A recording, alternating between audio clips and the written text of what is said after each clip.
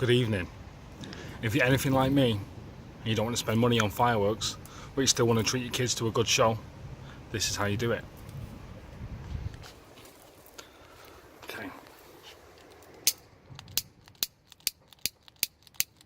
There we go. Get ready for this. Just light the fuse.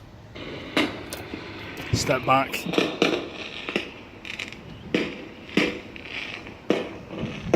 Enjoy the fun.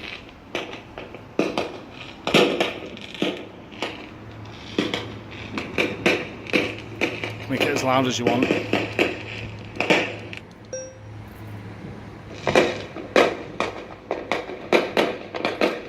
Absolutely realistic. So I had Lucas here with me before. I told him not to touch fireworks and he didn't. But you can place it anywhere you want in the sky. So you can move it to over them houses over there.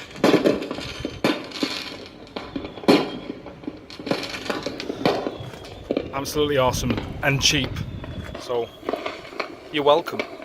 Next, I'm going to show you how to make sparklers with incense sticks. Come on.